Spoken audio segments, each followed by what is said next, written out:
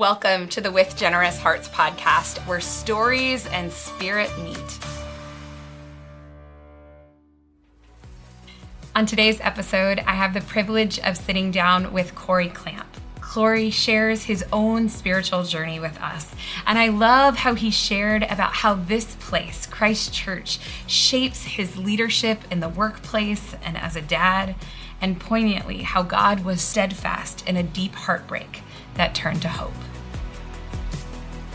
Today's guest, when I was asking people about you, Cory, they're like, he's a delight. You're going to have a great conversation. So I'm glad you're here.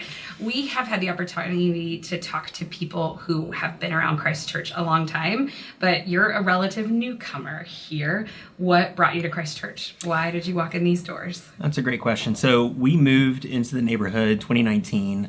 I think I've always been on somewhat of a spiritual journey, and it's been challenging for me over the years. I grew up, going to a Lutheran church back home in South Carolina. I actually went through a whole faith journey in high school where I converted to Catholicism. So I went through the whole, confirmation process as an adult and attended church for a while, but I never really felt like I had a grounded spiritual home. I was traveling a lot for work, things like that, and just really didn't devote the time for it. But I felt personally something was missing, in my life. And I think I was drawn to Christ Church, specifically the Episcopal Church, just because of what a welcoming environment it is here. This is a faith body that doesn't turn people away, right? Yeah. And I'm dismayed to see often in the news, you hear about a lot of churches that tend to politicize the church experience and exclude certain people. So, that was a big part of picking Christ Church specifically for me, but also just having a young child and wanting them to experience a similar faith journey that I went through when I was younger, and appreciating God and the message of Jesus, and just the traditions that we grow up in, and some take for granted. I think it's a beautiful thing to have that in your heart. Oh, that's so good. I would have friends that would joke like Lutheran Catholic makes an Episcopalian. Right. You kind of like so landed right there, right there Yeah. in the middle. When you came the first time or the first couple of times to this place, what made it feel like home? One of the phrases Christ Church says a lot is, this is a spiritual home for all people. What made it feel like home? I'd say going to the first service and having not attended service in a while, it just brought back a lot of memories for me of service as a child, spending time with my family, with my grandparents, extended family, all that. So that definitely brought a tear to my eye for sure. But I find everyone to be very welcoming here. There are always greeters at the door, ready to shake your hand, give you a name tag, make you feel like you're part of the community. So that was a great feeling too. And then, I'd also touch on just the message of positivity and love. You hear that on a regular basis throughout the sermons. And there's never the fire and brimstone, and, hate is a strong word, but you never get that from any of the sermons, from, any of the staff here at Christ Church. So I think that was a big differentiator for me as well. So our series, this podcast series, we are talking to people about perseverance and generosity, and how there's sort of two sides of a coin, that often when we're in a difficult situation or a messy, chaotic, overwhelming situation, people can choose to shut down, to say, we don't need God, we'll pull away, or they can lean in and experience generosity. Can you think of a time or experience in your life or situation where those things have both been true for you, generosity and perseverance? Yeah, it's a great question for me, and also part of my spiritual journey, which I haven't touched on yet, but I went through a time in my career where I felt like I'd embraced a lot of negativity, and I was frustrated about the lack of continued mobility in my career, and I felt like, again, something was missing. Right, I'm getting focused on the negative, and I'm not focusing on all the great things going on in my life. Like I'm married, I'm in a wonderful relationship, I have a beautiful child, wonderful son who's literally the best kid in the world. I know everybody's biased there, but how can I focus a little bit more on the positive? And after coming to Christ Church and spending a lot of time here, coming to services, getting involved, I kind of learned to embrace that positivity a little bit more. That's and, beautiful. I think that kind of just extends a little bit to your question around, perseverance and generosity, because I actually changed careers about 2 years ago. Okay. Working for a different bank. It's a big different move. Yeah. It's a new cast of characters, a new setting for me, and I've really taken a lot of those lessons that I've learned through my spiritual journey into that new role. And so I am much more accommodating. I'm much more understanding of people. I feel like my day-to-day, although much busier because I picked a job that, is really pushing me hard, which is what I wanted.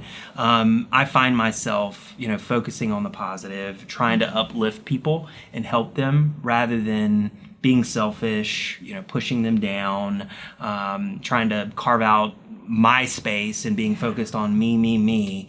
I'm much more focused on, the greater good, which, is definitely a lesson that I've learned through the spiritual journey. And I think what you just said is so cool is like you experience here, but you're also being equipped to do it in your life, right? Like it's changing you in such a way that you're showing up as a different leader. I think that's a testament to the kind of community that is being created here.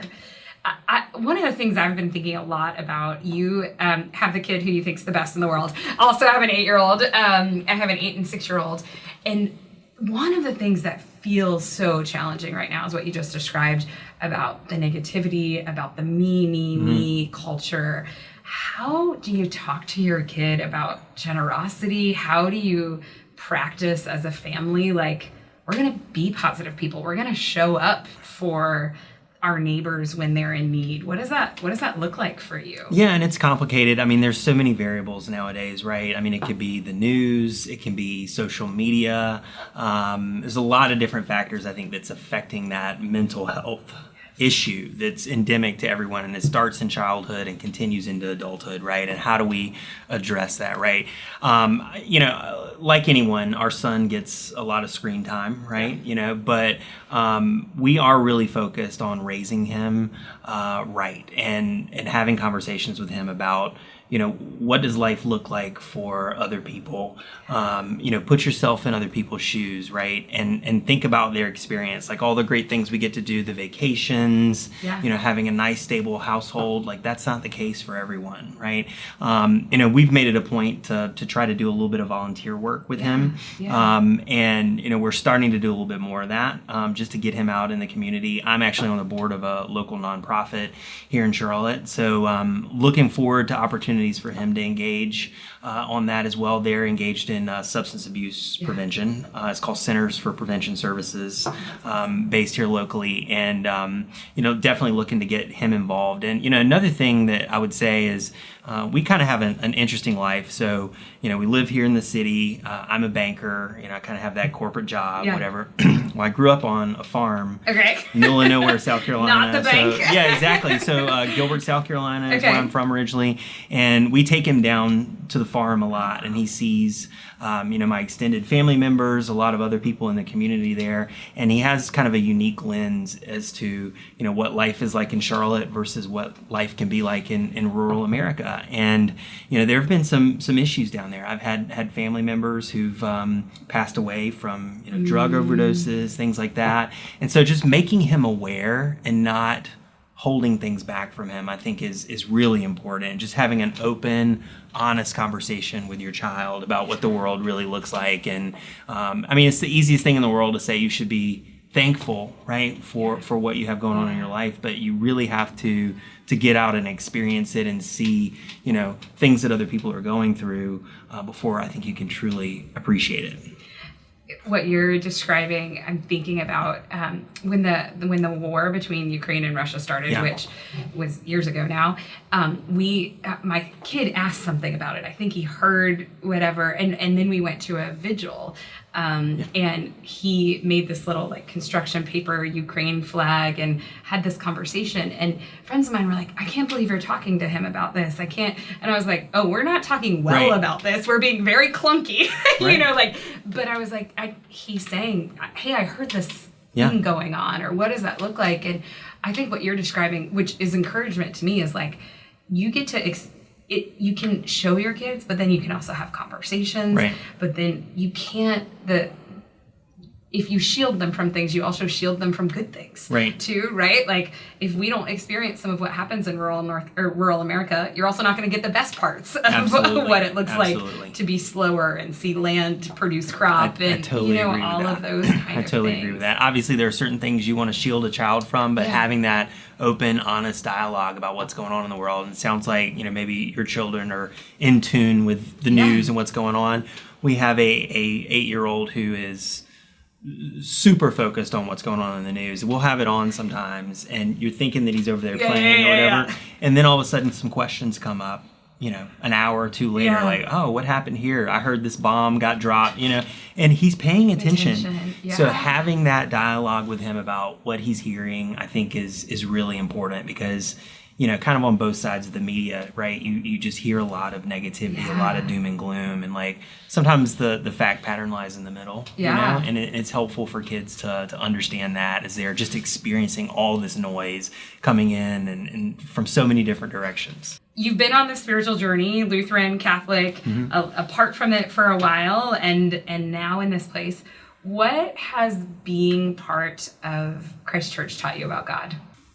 That God is truly a loving God at the end of the day. And the message of the New Testament really, that's the flag that's being carried around here, which I so appreciate. To really focus on that and focus on that positivity and hear that message every Sunday or every time you have an opportunity, I think is truly life-changing. And it's really something that I wish more younger people understood. There's so many other things going on, right? Like some people don't want to have to go through the motions, right?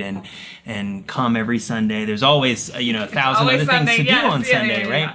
But really building that appreciation is super important for me. I know it's been life-changing for me, and it's one of those things, it's been a journey, and I think it's a journey for everyone, right? I mean, it doesn't happen overnight. You have your doubts, you have your issues, but something always kind of kept me coming back, right? And I think it's that desire for spirituality, for a connection with a higher power, and something to kind of guide my life in the right direction. And I think it came along for me at the right point. Kind of my story earlier, just about my career journey, some of the frustrations I was going through. I mean, I'll be honest with you, it's been really helpful for me to be in a positive place in a community where I know that I've got support and feel welcomed, and there's someone who's got my back at the end of the day. That's been really life altering for me. Oh, that's beautiful. I'm thinking about what you were saying about you've been on the spiritual journey. One of the things that I've thought about with persistence and keeping to show up, that God is persistent. That God Absolutely. has been like, hey, Cory, right? It's very true. Let's keep journeying it's very through true. this. And right? Everybody kind of has the stories about ignoring God, right? And it's so easy to do. And I've heard some folks just talk about when do you need God the most in your life?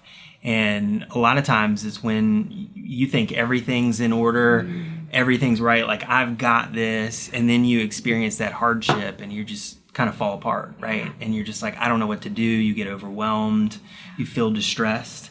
And just to know that you have someone to come to, a body that's going to support you. And, I always think about it because, our central sacrament obviously is the Eucharist. I always have a nice long prayer, at least a few minutes, maybe as long as 10 minutes after taking the Eucharist. And that's just kind of my time to, let everything off my chest, right? And we build up 100, 1,000 frustrations throughout the week. And it's a nice weekly ritual to kind of let all that go and feel like that burden's released from you. I remember when I was in college, I was experiencing a particular difficult situation, and I was invited to the Eucharist table, and I didn't go up. And my pastor came to me and said, like, what's going on? Like, you come to the Eucharist every day. And I was like, I just didn't feel like I had it together. Right. I didn't. And my pastor was like, that's the point. Like, this is the place where the generosity of God says, I love you with everything. Yeah. Right? It doesn't matter how you come. It doesn't matter what you have together, what you've carried into the week. Like, you're going to receive that generosity again and again and again. So I think that is such a beautiful reminder, tangible, right? When you have the Eucharist, tangible. Absolutely. Like, I am not apart from God. God is. And we love our symbols, and that's a great, Yeah. symbol, right, of that support from God that, hey, I've got you. You're taking part in the body and the blood. Let's kind of release the tension of the week. Let's focus on what's to come. How do we program ourselves, right? How do we get in the motions to remember that, right? Yeah. And really reflect on it and feel good about it. I think Yeah. that's a big burning question for a lot of people. And it's also challenging, I think, for a lot of people. You go to church on Sundays, sometimes you're just kind of going through the motions. Like I've challenged myself to really pay attention to what's being said. Obviously a lot of it's set in the Book of Common Prayer, so it's highly liturgical, but really listen to what's being said. Really listen to the scriptural readings, right? And then the sermon and how the sermon's connected to, the words in the scripture.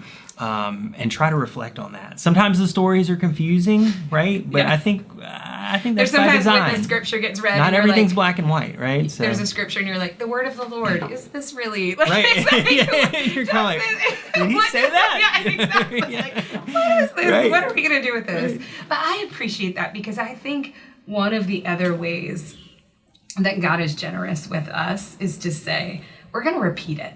Because you're not going to remember it every day. You're going to come back the next week, and I'm going to give a sermon. It might have a little bit of the same tune that had it last week, because I haven't learned it yet. Right? I mean, I think God is patient with us. I mean, when we look at the disciples, who God just is like, oh, I got to teach you this again. Okay. Yeah. Like, here we're like, oh, we're in good company. Like, we can forget do that. things. Exactly. We're human. Well, and I think too, the other thing that strikes me, Cory, as you're sharing, is it also seems like what you experienced was you can come into this space regardless of where you are on the spiritual journey. Right. Like, you can come in questioning, you can come in having tried all of the other options, that there seems to be a way that lots of people can find their way to the Eucharist in the home of Christ Church. Yeah, and that's interesting that you say that, because going through that Catholic journey, I mean, not to compare faiths or anything like that, but having been through that journey, it's a highly dogmatic institution, right? And so there's this expectation that everyone is on the same page about, the list of beliefs, which the list is very long, right? And I think a lot of people get conflicted, because they kind of think, okay, all right, I agree with this, but these other things I'm kind of struggling with. Like, I think that's a great differentiator in a way for our body, is that it is so opening, right? And welcoming to people who might be questioning their faith in general, maybe just looking for kind of that dose of spirituality to lead to some more, which I think is really the right way to be, because I mean, as Christians, we're charged with being disciples and spreading the message, and if that message does any bit of good for any person, then we've accomplished our mission. What's your dream for this next season at Christ Church? That's a great question. I mean, I think my dream is to really focus on a lot of the mental health challenges that are going on in the world right now. And so much of it is unspoken. I mean, you hear horror stories about people who do terrible things to themselves, and, no one knew, right? But there's this mental torment that goes on in so many people's minds, right? That's not even necessarily visible. Yeah. So if anyone is feeling that, even in a small way, like I want to see them take advantage of it. Yeah. I really do. And I hope that it's a place that the community comes to embrace as well, because, this is a nicer part of town for sure that we're located in. So there's this kind of, to my point earlier, there's this perception that, everybody's got it together in Myers Park and Eastover, everything's great, but a lot of people are going through some serious challenges, which I've experienced myself in the past, mental torment.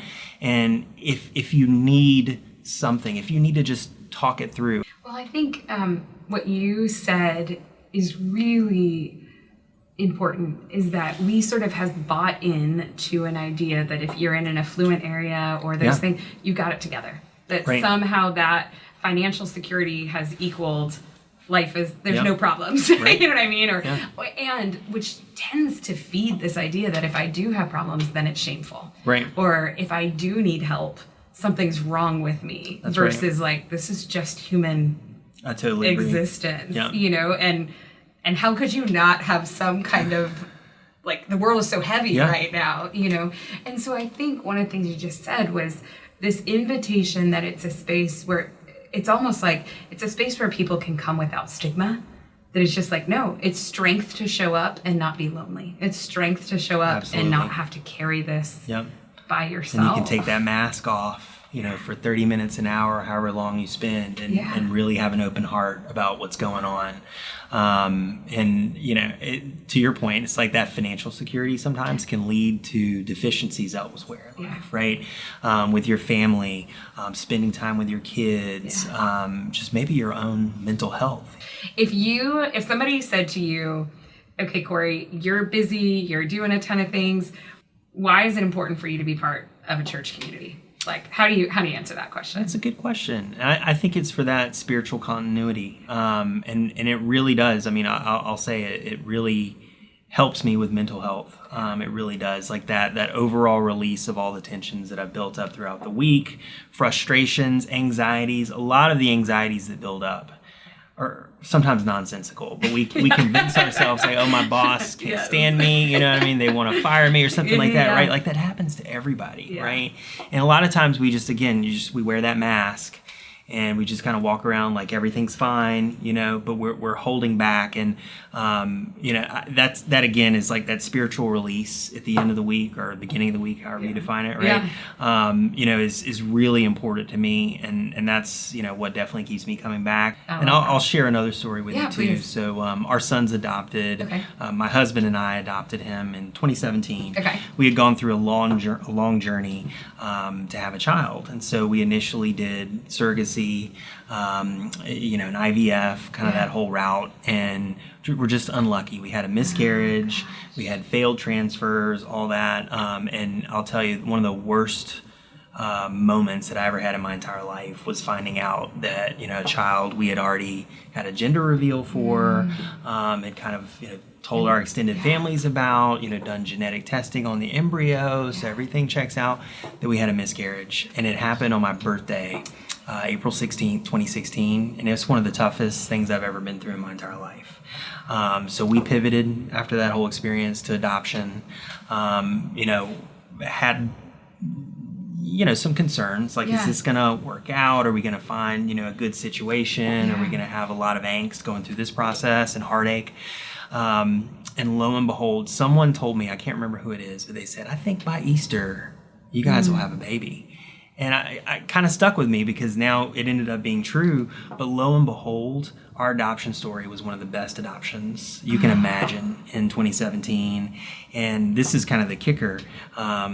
He was born on April 14th.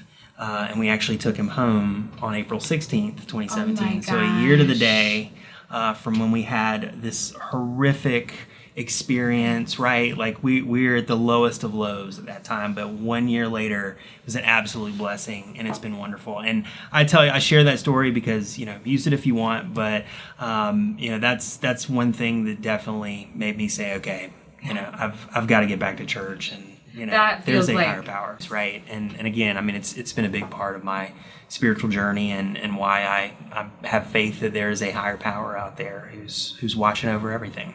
Yeah, and I think it is so beautiful how God does those kind of things, like to the date, or I'm going to do something specifically for you, Cory.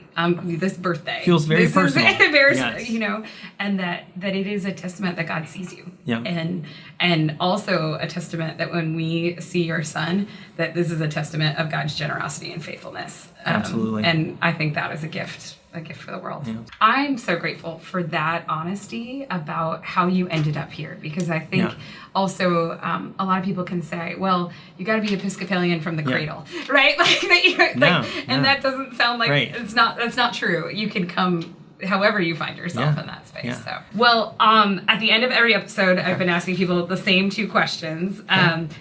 For top of mind, I didn't tell anybody this ahead of time. So when life gets tough, lots of people are leaning towards God, but also they lean towards snacks. So I want to know what your go-to comfort food is. Around our house, it's goldfish. so funny. We have the giant boxes from Costco, goldfish. Honestly, way too many. We should probably cut back on those, but that's the go-to comfort food around the house. That and candy. Okay. We'll never turn down candy. Oh, that is so awesome. Good. What are you grateful for today? I'm grateful for this experience, to come here and kind of share my story and spend time with you, get to know you. Well, thank you for this time. This has been a delight of a conversation, and Thank you. Just grateful for the ways you continue to show up here at Christ Church. Thank you very much. Cory lived up to the hype. Pure delight. I loved the way that Cory named how Christ Church shaped him as a leader and marked him with positivity and care for mental health. Know that this isn't just a place for Cory, but it's a place for you where you can show up, masks off, wherever you are in your journey. And we know that there are so many stories of God's steadfast love in this community, and we want to hear yours. So use the link in the show notes to share a voice memo or an email with us and tell us how God is working in your life.